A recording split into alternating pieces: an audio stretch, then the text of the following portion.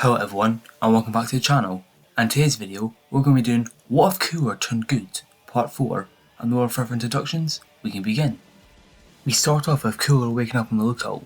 Wait, why is he on the lookout? Last thing he remembered, he was on Bobby's ship. Why can't he remember anything else? The last thing he remembers is Pickle trying to tell him to snap out of it.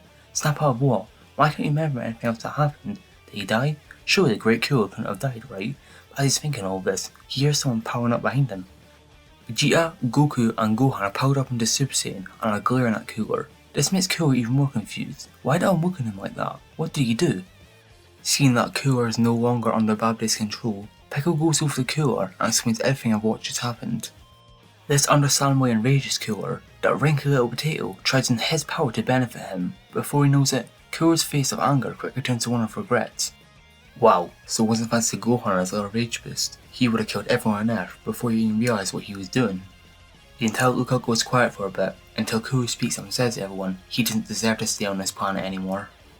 Everyone tries convincing Cooler to stay, saying that it wasn't his fault, it was Babdy's fault as mind control, but then Cooler says to everyone, if he doesn't get himself fixed, and someone mind controls him again, there's no telling what will happen to the universe. Everyone goes silent once more. As Cooler's about to leave, he says to everyone that he's sorry, it's for the greater good of the universe, and who knows, maybe they'll cross paths again one day, and when Cooler leaves, no one tries to stop him. Cooler is flying through the endless void of space, and he knows exactly where he's going, a planet with incredible spiritual techniques, a planet where even Goku went to at one point. Cooler arrives to planet Yardrat, and as soon as he lands, the entire planet goes in high alert as everyone runs away in fear. After standing there for a while doing nothing, Cooler is finally approached by someone, the leader of the Yardrats, Paibara. Paibara cautiously approaches Cooler and asks him what brings him to his planet. Cooler cuts to the chase and said he's here to fix himself. Paibara looks at him confused, then Cooler says just read his mind, he knows exactly what he's talking about.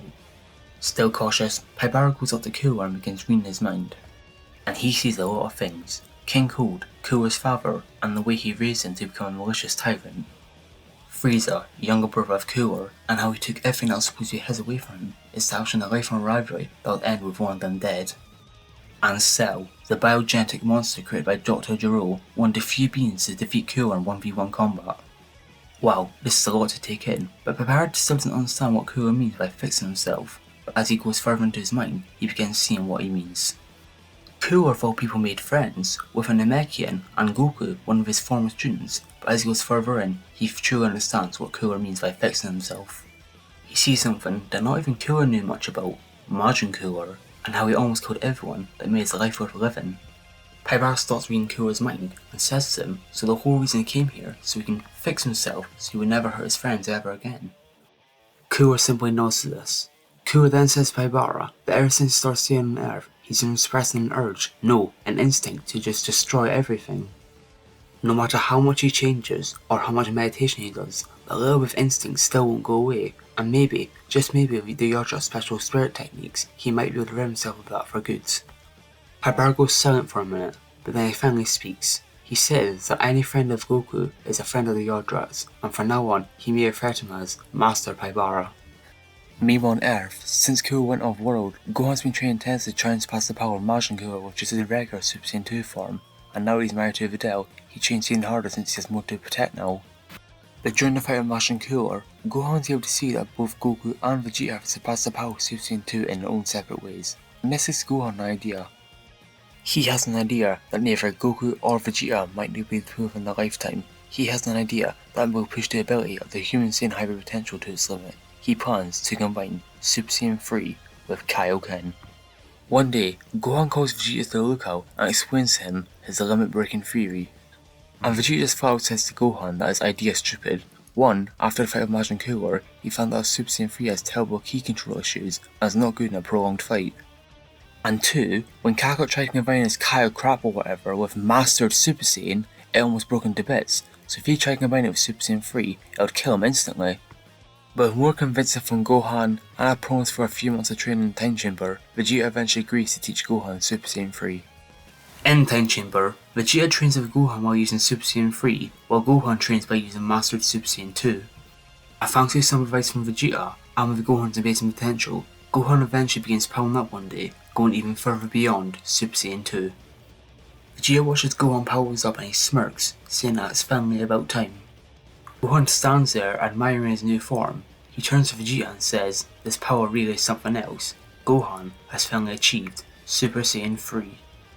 4 years after the defeat of Majin Cooler, a certain purple cat wakes up on his nap. The certain purple cat, who we know as God Destruction Beerus, is awake and he is looking for a Super Saiyan God. Beerus ends up going to King Kai's planet like usual and ends up fighting Goku also like usual. But this isn't the same Goku he fought in canon. This Goku is using Super Kaioken and to a pretty high level as well. At this point, he can probably push his times 100 for brief bursts. Of course, this won't be enough to actually challenge Beerus, but he does much better than he does in canon. After the fight, Beerus begins thinking to himself, the Saiyan's power is pretty impressive, and using the technique created by a god. Could this be the Super Saiyan God he's known in his dream? No, that's impossible. He can't sense any god key for him. He hopes this isn't the Super Saiyan God, because it didn't really much of a challenge. After that, Beerus and Whis go to Bulma's birthday party, and no Majin Buu here, because he's dead. He actually enjoys himself here. But of course, Beerus didn't come here for a party, he came here for a fight, and he begins challenging people to fight him. Although a bit hesitant, Vegeta is one of the few people to accept Beerus' challenge, and while using Super Saiyan 3, he does even better than Enraged Vegeta did in canon. But this is Super Saiyan 3 Vegeta versus Beerus, and inevitably, Vegeta eventually loses. After Vegeta's defeat, Gohan challenges Beerus to a fight, and he powers up into Super Saiyan 3. Over the time skip, Gohan's been able to improve Super Saiyan 3. Not massive by any means, but it's definitely less draining than it was before. This is the first time everyone else has seen Gohan use Super Saiyan 3, except Vegeta and Videl. If you know what I mean, Anyways, Gohan begins this fight with Beerus, and it's clear that Gohan's doing the best out of everyone else who has fought him. At this point, with all training's done, he's even closer to the power of the original Super Saiyan God Goku in canon. But even with his massive power up, Gohan's still not able to defeat Beerus, and eventually, he is defeated himself. Eventually, Goku shows up to Earth, and by using Dragon Balls, they find out how to summon the Super Saiyan God. And this time, Beerus wants Gohan to become the Super Saiyan God, as he showed more power in his fight than anyone else. But just as they're about to perform the ritual, they hear the sound of instant transmission echo through the area. A hooded figure walks in and everything. He looks at the Saiyans trying to perform the ritual, and then he looks at Beerus, and the only word he says is, interesting. Beerus goes up to the figure and says to him, it is unwise to interrupt something that was requested by the God of Destruction, and if he doesn't leave now, he will be erased. The figure laughs and says to Beerus, oh, he didn't plan on being erased anytime soon. The figure takes off the cloak he was wearing, and it reveals the figure is Cooler. Everyone is dumbfounded by a return of Cooler, except for Beerus. Beerus says to Cooler that he's not in the mood to do with him or his family now, and if he plans to destroy the Earth, then he'll be the one getting destroyed here. Cooler smirks and says to Beerus, no, he has come here to destroy him, as he powers up to his final form in front of Beerus. This kinda surprises Beerus. 1. He didn't expect someone like Cooler to be threatening him. 2. His power he's shown off is pretty impressive. It's almost similar to that Gohan guy he just fought, even though he's still suppressed. And Cooler says to Beerus that he has even more power than this, power that he will use to crush the God of Destruction. But Beerus goes to Cooler's face and says to him that he talks too much, and he slaps Cooler so hard that he's sent flying into the ocean. The Z-Fighters is in disbelief on what just happened, but moments after Cooler fell in the ocean, the entire ocean begins emanating a bright light. Everyone is blinded by this, except Beerus and Whis. Beerus smirks and says to himself he really did have more power after all. But as soon as the light appeared, it disappeared, and the only thing anyone can hear is the ocean around them. But just then, a beam of light comes out of the ocean and then onto the deck of the boat. And as the light fades from Cooler, we are able to see that he has a new form, his golden form. Everyone, especially Beerus, is flabbergasted by his power. What kind of transformation gives a multiplier like that?